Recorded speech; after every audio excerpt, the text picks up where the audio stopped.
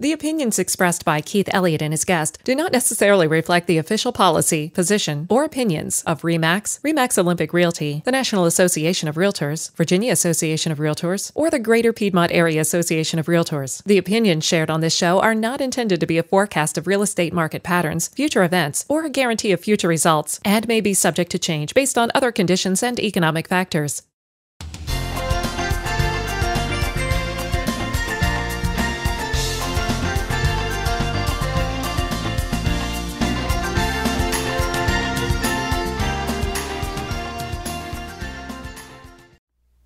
Hi, I'm Keith, and today I'd like to share with you my opinion on the life cycle of a homeowner, how they start out, where they choose to live, and how their needs change over time. Now, when the young and eager venture out on their own, most will start off renting an apartment or choosing to live with roommates. Then after a few years, they might make the decision to buy their first home. I say home, but for many, their choice for a starter home is actually a condominium. They choose a condo because it offers them many of the same amenities that they were used to while they were living in their previous apartment, but with a sense of ownership. Now, as these folks get a few years older, and maybe even a few more pounds around their waist, they're going to end up getting married, and eventually they're going to welcome the little blessings that come along with unprotected sex. Oh wait, I didn't mean to say that. Let's just say the couple makes a commitment to each other to start a family by having children. Yeah, that sounds better. So with this additional responsibility, they think if they stay in their current housing situation, they're quickly going to outgrow it. From the condo, they decide to either select a townhome governed by HOA policies and requirements, or many make the preferred step into buying a single-family detached home with a nice yard. Side note, there are advantages and disadvantages to each. A townhome will offer the convenience of a smaller yard and oftentimes smaller square footage, and since there's less space to heat and cool, the utility bills will be cheaper each month, or at least they might be, right? A single-family detached home usually offers a gated yard or for children or pets to play in, and much more square footage, maybe even in some cases an enclosed garage. Now with a townhouse, you'll be governed by HOA, and you'll be expected to adhere to their strict policy and code when it comes to maintaining the exterior of your home and working on your car in any common areas. Now, since most single-family homes do not have an HOA, you won't have to worry about those restrictions. Just learn to be a good neighbor and you won't have any problems.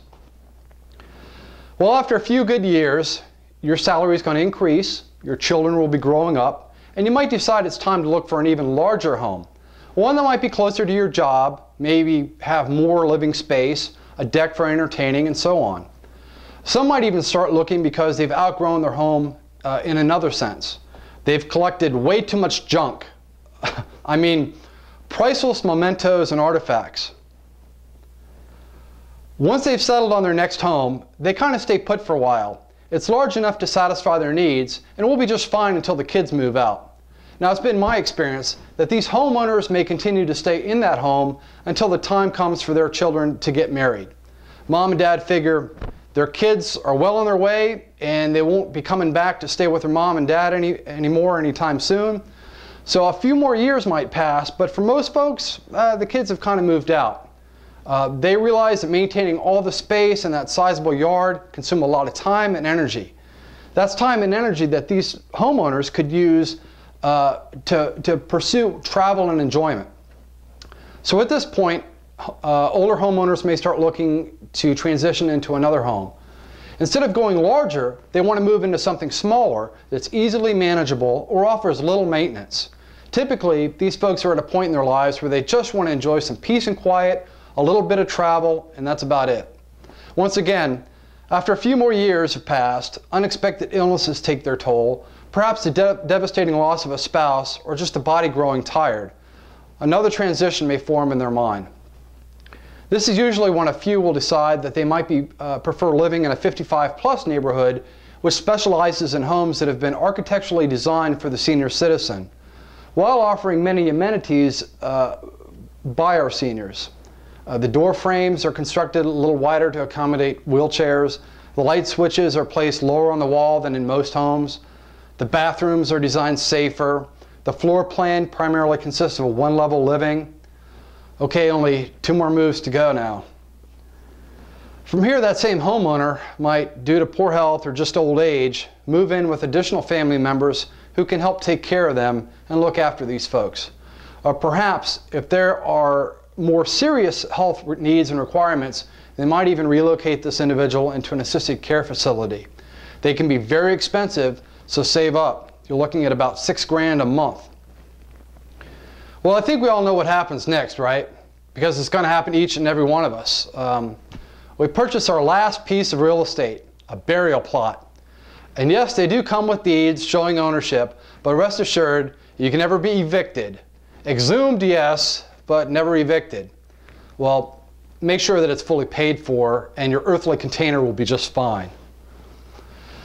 Some might be more inclined to go with the timeshare approach, where your ashes get scattered amongst breathtaking views and scenic countrysides, but I'm not going to go into that in this video. I don't do timeshares. Well, in closing, I just want to say thank you for taking time out of your busy day to watch this video. I hope that I was able to help you understand my perspective on the life cycle of a homeowner and what they go through and all the changes they experience in between. If you have any personal stories or experiences that you'd like to share with me, I'd love to hear them. So please feel free to leave me a personal message or a comment down below. Thanks for watching. Have a great day.